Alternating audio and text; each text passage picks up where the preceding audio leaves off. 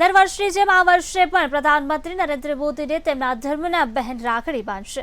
સતત 29મા વર્ષે પણ વડાપ્રધાન મોદીને તેમના ધર્મના બહેન રાખડી બાંધશે। વડાપ્રધાન નરેન્દ્ર મોદીને ધર્મના બહેન આ વર્ષે પણ રાખડી બાંધશે। સતત 29 વર્ષથી રાખડી બાંધવામાં આવી રહી હોય વડાપ્રધાનને તેમના ધર્મના બહેન 28મી બપોરે દિલ્હી જવા કમર મોહસિન રવાના થશે કે જે તેમને રાખડી બાંધવા માટે પહોંચવાના હોય। દિલ્હી જવા કમર મોહસિન શેખ વડાપ્રધાન માટે રાખડી બનાવી અને તેઓ રાખડી બાંધવા છેલ્લા 28 વર્ષથી આવી રહ્યા છે। આ વર્ષે સતત 29મા વર્ષે પણ રાખડી બાંધશે તેઓ વડાપ્રધાન મોદીના ધર્મના બહેન આ વર્ષે પણ તેમને રાખડી બાંધશે। સતત 29 વર્ષે પણ વડાપ્રધાન મોદીને તેમના ધર્મના બહેન રાખડી બાંધશે।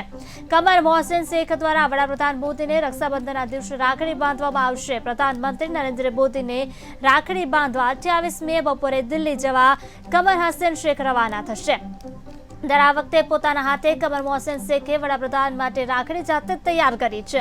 રાખડીની વચ્ચે આંખ મૂકવામાં આવી છે જેનો હેતુ છે કે પીએમ મોદીને કોઈની નજર ન લાગે।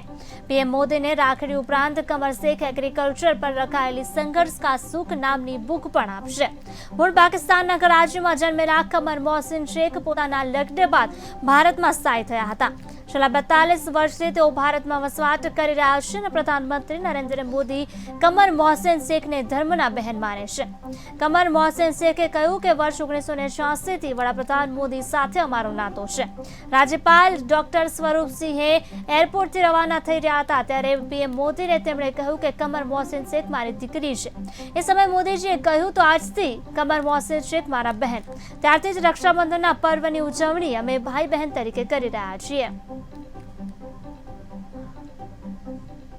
ભાઈ બહેનનો પવિત્ર સંબંધ એવો રક્ષાબંધનનો તહેવાર નજીક આવી રહ્યો છે અને ખાસ કરીને દર વર્ષની જેમ જે પીએમ નરેન્દ્ર મોદીના બેન છે તે પોતાને રાખડી બાંધવાના છે। પીએમ મોદીના જે પાકિસ્તાનના બેન છે અને વર્ષોથી રાખડી બાંધે છે અને ભાઈ બહેનની જેમ રહેનારા જે આ વખતે પણ પોતાના હાથથી બનાવેલી રાખડી બાંધવા જવાનું છે। વધુ વાત આપણે એમની સાથે જ કરીશું। બેન શું કહેશો, કેટલા ટાઈમથી તમે મોદી સાહેબને રાખડી બાંધતા છો? ये 29वीं राखी है मेरी, 29 साल से मैं बांध रही हूँ। बात की जाए तो कब मिले थे आप पहली बार, किस तरह से आपकी मुलाकात हुई थी? काफ़ी सालों से हम उनको जानते हैं, तकरीबन 35-38 साल हो गए तब से हमारी उनके साथ पहचान है। जब वो एक कार्यकर्ता थे तब से, तो दिल्ली में मुलाकात हुई थी उनसे और उसके बाद मैंने उनके लिए ऐसी दुआएं करती थी कि वो गुजरात आ जाएं, गुजरात के सीएम बने। इत्तेफाक से इलेक्शन में वो जीते और गुजरात के सीएम बने। फिर मैं हर बार दुआ करती थी उनके लिए, जब भी राखी बांधने जाती थी कि आप हिंदुस्तान के पीएम बने। तो शुक्र है कि वो पीएम भी बन गए और उनकी काबिलियत से बने, जो कुछ भी बने हैं उन आज अपनी काबिलियत से वो यहाँ तक पहुँचे हैं और सख्त मेहनत से पहुँचे हैं। और अब मैं ये दुआ करती हूँ उनके लिए कि वो 2024 का इलेक्शन भी इसी तरह जीते और सबके लिए काम करें और उनकी अच्छी सेहत रहे, अच्छी तंदुरुस्ती के साथ पहुँचिए। बात की जाए तो पहले किस तरह से मुलाकात हुई थी, किस तरह से मिले थे, क्या वार्तालाप हुई थी, कितने साल पहले मिले थे आप? पहली बार जब उनसे मिले थे तब एक बार दिल्ली में उनसे मुलाकात हुई थी, दिलीप भाई के घर। फिर हमारा आना जाना था सब उनके साथ। फिर हम लोग दिल्ली गए थे और वो थोड़े दिनों के बाद अहमदाबाद आए थे, जब वो शायद महामंत्री बन गए थे तब। तो हमारे यहाँ के गवर्नर रह चुके हैं पहले, डॉक्टर स्वरूप सिंह थे। वो जब यहाँ से जा रहे थे, उनका टर्म पूरा हुआ था, तो हम लोग एयरपोर्ट पर उनको छोड़ने के लिए गए थे। तो वो मोदी जी भी वहाँ पर आए हुए थे। तब मोदी जी ने, गवर्नर साहब ने हमको बुलाया उनके पास और बुलाकर कहा कि आप इनको जानते हैं? तो जानते तो थे हम मोदी जी को। अपने कहा जी। तो उन्होंने भी पूछा मोदी जी से कि आप इनको जानते हैं? तो उन्होंने कहा जी जानता हूँ मैं। तो बोले कि ये मेरी बेटी, गवर्नर साहब ने मुझे बेटी बनाया हुआ था, तो उन्होंने बताया कि ये मेरी बेटी हैं और इन्हें मैं आपके हवाले करके जा रहा हूँ। और उन्होंने, मोदी जी ने उस पर ये कहा कि आपकी बेटी हैं तो ये आज से मेरी बहन है। तब वो दिन है और आज का दिन है। तब से हम लोग रेगुलर एक दूसरे के साथ मिलते थे और राखी का जब भी त्यौहार आता था तब मैं उनको राखी बांधती थी। बात की जाए तो ये मुलाकात के बाद वो पहले गुजरात के सीएम बने। गुजरात में पहले थे तब किस तरह से मुलाकात होती थी, मिलने जाने का, और किस तरह मुलाकात होती थी, बल्कि तब ज़्यादा होती थी क्योंकि उसमें नया साल होता था तब हम मिलते थे। जो भी अपने फंक्शन होते थे, कभी कहीं पर भी फंक्शन होते थे उसमें मुलाकात होती थी। रक्षाबंधन पर मुलाकात होती थी, 15 अगस्त को मुलाकात होती थी, 26 जनवरी को मुलाकात होती थी। तो बहुत मुलाकातें होती थी तब, और वो हमेशा बहुत अच्छी तरीके से मिलते थे। कैसी है बहन कह के पूछते थे, जब भी देखते थे कैसी है बहन ऐसे ज़रूर कहते थे। वो मेरा बेटा जो इंटरनेशनल स्विमर है उसके बारे में पूछते थे। मेरे हस्बैंड क्या पेंटिंग करें, मेरे हस्बैंड चित्रकार हैं तो उनके बारे में पूछते थे कि वो कौन सी पेंटिंग आजकल बना रहे हैं। तो बहुत सारा मिलना और बहुत सारी बातें होती थी। लेकिन अभी दिल्ली जाने के बाद तो ज़ाहिर है वो प्राइम मिनिस्टर हैं, तो साल में एक बार ही मुलाकात होती है, और मुझे बड़ी खुशी है कि इस बार मैं जाकर अपने हाथ से उनको राखी बांधूँ। जब तक सब मानते हैं तब तक पीएम मोदी जिसको भी जानते हैं, उनके बचपन के दोस्त हो, उनके शिक्षक हो, वो उनको भूलते नहीं है। क्या कहोगे आप? बिल्कुल सही बात है, बिल्कुल सही बात है। उनकी याददाश्त, और हर एक को नाम से याद रखते हैं वो। एक बार भी अगर मिलें तो उसका नाम लेकर, वो दूसरी बार जब आएगा तो नाम लेके बुलाएंगे। उनकी एक तारीफ तो कुछ है नहीं। उनका इतना दिमाग चलता है कि शायद ही किसी का चलता होगा। और नाम से किसी को याद रखना, बातों को याद रखना, पुरानी बातों को याद रखना, उनके साथ किसी ने जो भी अच्छा व्यवहार किया हो उसको याद रखना, वो सब बातें। और फिर इतने बड़े हिंदुस्तान को चलाना ये कोई मामूली बात नहीं है। आज उनको इतने टाइम से, वो पहले गुजरात को इतना यहाँ तक पहुँचाया और अब पूरे हिंदुस्तान को वो जिस तरक्की की तरफ लेके जा रहे हैं, वो सब उनकी काबिलियत की वजह से है और कुछ नहीं। मोदी जी ने गुजरात में पहले सबको बहुत कुछ विकास दिया है, भारत को अभी विकास दे रहे हैं। और कल की बात करें, चंद्रयान जो लैंडिंग किया है, और आज उस बार आपने चंद्र की तस्वीर उनको दी थी। इस बार क्या लेके जाने वाले उनके लिए? वो तो सब सीक्रेट है, मैं आपको बाद में बताऊंगी। लेकिन उनको बुक्स का बहुत शौक है, तो मैं उनके लिए एक एग्रीकल्चर की बुक लेके जा रही हूँ। और उनके लिए और कुछ भी है जो मैं अभी नहीं बताऊंगी, वो उस दिन के लिए रखा है। उस दिन मैं उनको जो भी दूंगी वो आपको बताऊंगी ज़रूर। बात की जाए तो आपकी और मोदी साहब की ऐसी कोई मुलाकात हो या ऐसी कोई घटना हो कि लाइफ में याद रहती है, कि वो मोमेंट्स होता है कोई भी, कि हाँ इस तरह की बात हुई थी मुझे याद है, इस तरह की आपकी कोई ऐसी याद? कभी कभी ऐसा होता है कि बहुत सारी मुलाकातों में हर मुलाकात यादगार है। उनसे ऐसा नहीं है कि कोई एक मुलाकात यादगार रहे। मेरा बेटा जो स्विमर है, जब भी वो इंग्लिश चैनल तैरने वाला फर्स्ट गुजराती है और वर्ल्ड यंगेस्ट स्विमर आज तक है वो। तो जब हम उसके बारे में बताते थे तो उसको बहुत इनकरेज करते थे, और आगे क्या करोगे, और उसको पूछते थे कि बेटे तुम यहाँ कैसे आए, चल के आए कि तैर के आए? तो वो कहता था कि मामा आप यहाँ एक चैनल बनवा दीजिए तो मैं तैर के आऊँगा आपको मिलने के लिए। इस तरह की बहुत अच्छी यादगारें हैं हमारे साथ उनके साथ। फिर सबसे ज़रूरी जो बात है वो ये है कि हमारी जितनी भी आज तक हमने वर्ल्ड लेवल पे जो हमारे पेंटिंग रिलीज़ हुए हैं उसमें उनका बहुत बड़ा हाथ है। किसके हाथ से इनॉग्रेशन करवाना, मोहसिन की पेंटिंग को बहुत वो चाह के इन्होंने टेररिज्म की पेंटिंग बनाई मेरे हस्बैंड ने, जिस पर उनको जान से मारने की भी धमकी मिली थी। फिर उन्होंने वास्तुशास्त्र की पेंटिंग बनाए, फिर उन्होंने पोखरन ब्लास्ट का पेंटिंग बनाया जो बहुत हिट हुआ था, फिर कारगिल वॉर पर पेंटिंग बनाया। और आपको अगर पता हो तो राष्ट्रीय नेताओं के जितने भी बनाए हुए अभी तक चित्र हैं वो ज़्यादातर उनके बनाए हुए हैं। और उनकी पेंटिंग को सराहना और उसका इनॉग्रेशन कैसे करना वो सब वो करते थे। तो हमारे लिए तो हर पल यादगार पल है। बात की जाए तो बहन की राखी भाई की सुरक्षा के लिए दुआ भी होती है। क्या कहोगे उसके बारे में? आज भाई को राखी बांधोगे अपने हाथों से? मैं अपने हाथ से राखी, पहली दुआ तो मेरी ये रहेगी कि वो तंदुरुस्त रहे, लंबी उम्र हो उनकी, और वो 2024 का इलेक्शन जीतें और इसी तरीके से कामयाब हों जिस तरीके से इससे पहले होते आए हैं। बस ये मेरी बहुत उनके लिए दुआ रहेगी। बुरी नज़रों से अल्लाह उनको बचाए रखे बस। बात की जाए तो गुजरात में थे तो ज़्यादा बातचीत रहती होगी। अभी जब पीएम बनने के बाद, जब पीएम बने तब के बाद कोई बातचीत या कुछ ऐसा कोई मैसेज को वहाँ जाने के बाद ही बात होती है? जी, उनके कई बार बीच में फ़ोन आते हैं। अभी रमज़ान जब हमारे चल रहे थे तभी भी उनका फ़ोन आया था, और तभी भी उन्होंने बहुत अच्छी बातें सब की। वो सब पर्सनल बातें तो खैर बताने की नहीं होती हैं, लेकिन उन्होंने ये कहा कि बहन मेरे लिए तो दुआ करती हो, पूरे हिंदुस्तान के लिए दुआ करना।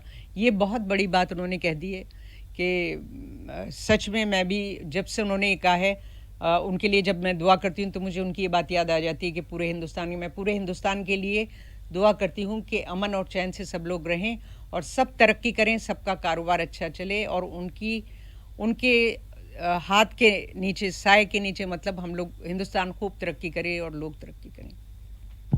પીએમ મોદી એક એવું વ્યક્તિત્વ છે જે પોતાનું નહીં એમને બહેનને પણ કહેતા હોય છે મારા માટે નહીં પૂરા દેશ માટે દુઆ માંગો. આ વાક્ય ઉપરથી જ ખબર પડે તેમને દેશ પ્રત્યે કેટલી લાગણી છે. પીએમ મોદીને જે એમને ભાઈ બનાવ્યા છે તેમના બહેન વિશે તો લગભગ બધાને ખબર હશે, પણ તેમના જે જીવન સાથી છે આપણે એમની સાથે પણ વાત કરીશું. શું કહેશો તમે ક્યારે મળ્યા પહેલી વખત पीएम मोदी साहब? यार हम तो एक्चुअली मैं आपको सही बता दूं, मेरी शादी को कल 42 इयर्स हुए. कल मैरिज एनिवर्सरी थी और मैरिज एनिवर्सरी के दिन ही वो चंद्रयान लैंड हुआ, तो मेरे लिए डबल खुशी की बात हो गई. और मैं आपको ये बता दूं कि मेरे लिए ऐसा कहा जाता है कि इन 42 सालों में कभी किसी ने मुझे आज तक अकेला नहीं देखा.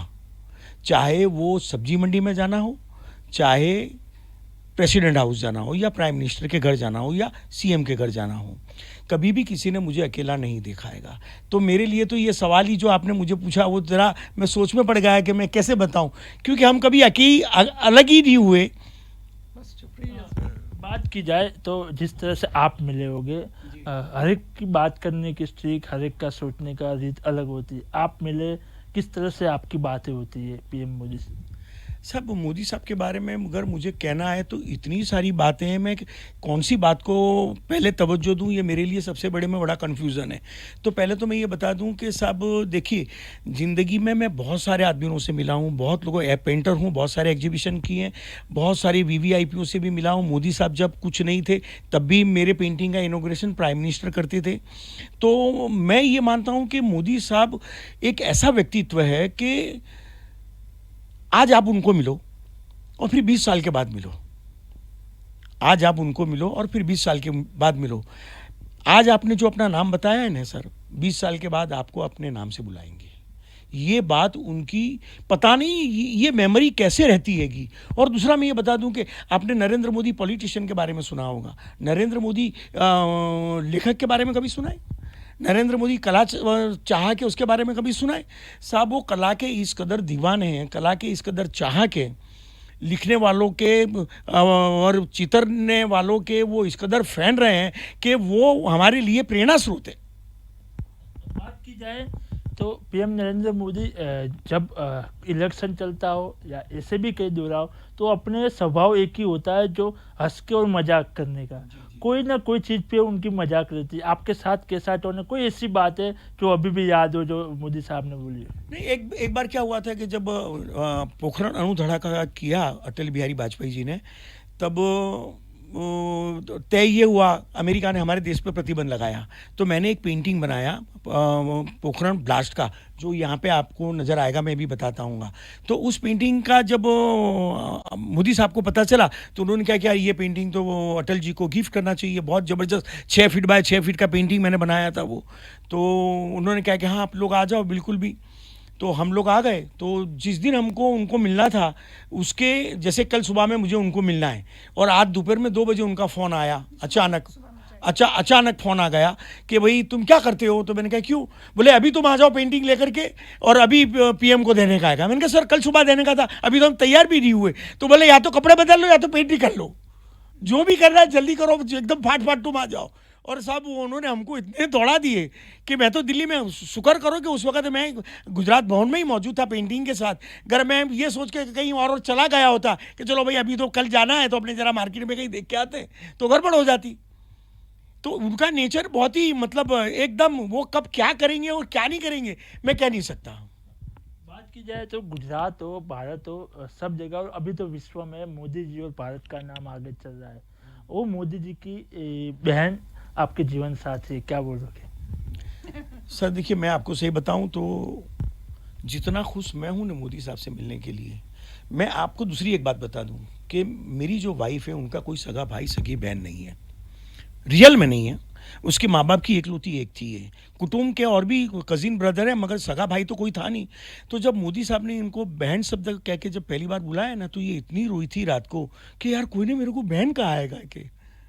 अभी तक कोई बहन नहीं कहता था, कैसे हो कमर कमर जी, ये वो सब इस तरह की बात होती है। मगर जब मोदी साहब ने इनको पहली बार बहन कहा, और जब गवर्नर साहब के कहने से हमारा रिश्ता एक बना भाई और बहन का, तो इनके जहन के अंदर एक ही बात रहती है कि जब उसने मेरे को बहन कहा है, तब तो हमको पता नहीं था कि ये सीएम बनेंगे या ये पीएम बनेंगे। हम तो ये था कि भाई एक अच्छे जेन्युइन आदमी से, काबिल आदमी से हमारी मुलाकात हुई है और वो हमारा भाई है या मेरा साला है। उस वक्त तो मैं जरा साला भी शब्द प्रयोग कर लेता था, अब तो मेरे को कहते भी डर लगता है। अब तो वो प्राइम मिनिस्टर है, मैं उनको कैसे कह दूं कि ये है, बरोबर है। तो वो मुझे इतना अच्छा लगता था। आज जब ये मिलने के लिए जाने वाले हैं हम 28 तारीख को मोदी साहब को, तो जितना मैं खुश हूँ ना, उससे कहीं ज़्यादा खुशी है कि इतने बरसों के बाद, 3 साल के बाद मैं मेरे भाई को मिलने के लिए जा रही हूँ। आज चीज़ें जो मैं पहले भी बताया, वो कभी किसी को भूलते नहीं है। आज वो सामान्य कार्यकर्ता थे, तब से उनके भाई बने, आज पीएम है, तो अभी वही संबंध है, कोई भेदभाव नहीं। क्या कहोगे इस बारे में? सर देखिए, जब कोई बड़ा आदमी होता है ना, तो उसकी कुछ लाक्षणिकताएं अलग अलग होती हैगी। जैसे मैं हूँ, तो भाई मेरे घर में समझो मैंने एक छोटी गाड़ी ले ली, या मैंने घर बना लिया, या सोसाइटी में मेरा नाम हो गया, या अहमदाबाद में मेरे को 5-50 लोग जानने लग गए, तो मेरा कॉलर ऐसे हो जाएगा कि मैं कुछ हो गया। सर पैसे को, शोहरत को और पावर को पचाना ये हर एक के बस की बात नहीं है। और मोदी साहब तो वो आदमी है कि जो झोला लेकर के घर से चले थे। उनको ये पता है कि गरीबी क्या होती हैगी, गरीबी को उन्होंने बहुत नज़दीक से देखा हैगा, एक एक चीज़ को उन्होंने समझा है, एक एक गरीब आदमी को मिले हैं, एक एक बड़े बड़े लोगों को भी मिले हैं, तो उनको पता है कि बड़ा आदमी क्या सोचता है, गरीब आदमी क्या सोचता है, और उसकी ज़िंदगी की ज़रूरियातें क्या है। तो अभी उनका फोकस और उनके जितने भी कार्यक्रम या उनके जो भी मुद्दे होते हैं, वो आम आदमी को लेकर के होते हैं और 150 करोड़ लोगों की राष्ट्र की भावना से प्रेरित होकर के होते हैं। रहा सवाल इंटरनेशनल लेवल के ऊपर, तो देखिए साहब, कर्म कभी भी खाली नहीं जाता। उन्होंने जो हिंदुस्तान के लोगों के लिए जो कर्म किए, और अब वो, हम तो वसुंब कुटुंब की भावना के मानने वाले लोग हैं, बरोबर है। तो जब वो पूरे विश्व को हम एक कुटुंब मानते हैं, तो मोदी साहब जब आज विश्व में जाते हैं, और उनका ऑरा ऐसा हैगा कि बड़े बड़े नेता भी उनसे मतलब एकदम उनके आगे झांके पड़ जाते हैं कि यार ये आदमी अलग ही ऑरे वाला आदमी हैगा। और मैं तो ये चाहता हूँ कि अब विश्व नेता, नोबेल प्राइज देने वाली कमेटी नहीं, विश्व के सब नेता मिल करके ये डिक्लेयर करेंगे कि नरेंद्र मोदी साहब को अब नोबेल प्राइज शांति के लिए देना चाहिए। वो हिंदुस्तान का नाम बहुत रोशन कर चुके हैं, हर जगह पे रोशन कर चुके हैं। और सामान्य कार्यक्रम में से वो सीएम मंत्री बने, महामंत्री बने, सीएम बने, पीएम बने, विश्व नेता बने। और विश्व नेता बनने के बाद अगर उनको अब नोबेल प्राइज भी मिल जाता है, तो साहब हम दोनों के लिए इससे बड़ी खुशी की बात और कोई नहीं हो सकती। છેલ્લો પ્રશ્ન મેડમ આપના માટે, ગુજરાતની બધી બહેનો વતી આપ રાખડી બાંધશો એવું જ છે, શું સંદેશો હશે ગુજરાતથી પીએમ માટે? मैं सबकी तरफ से उनको ये कहूँगी कि जितनी भी बहनें हैं, उन सब की तरफ से आपको रक्षाबंधन की बहुत बहुत बधाई, और आप खूब तरक्की करें, ऐसी दुआएं हैं। તો આ હતા તેમના બેન, અને સાથે સાથે વાત કરવા જઈએ તો આજ સુધી જે પ્રમાણે પીએમ મોદી બસ ખબર છે કે નાનામાંથી નાના લોકોને ચાહે છે અને તેમને પ્રેમ કરે છે, એવી રીતે જ જ્યારે તે મહામંત્રી હતા ત્યારે બી તેમના પ્રેમને બેનને એટલો જ પ્રેમ કરતા હતા, અને આજ પીએમ છે ત્યારે બી તેમના બેનને એટલો જ પ્રેમ કરે છે. કેમેરા પર્સન ગૌતમ સાથે જયેશ પ્રજાપતિ, કવિસ ગુજરાતી, અમદાવાદ.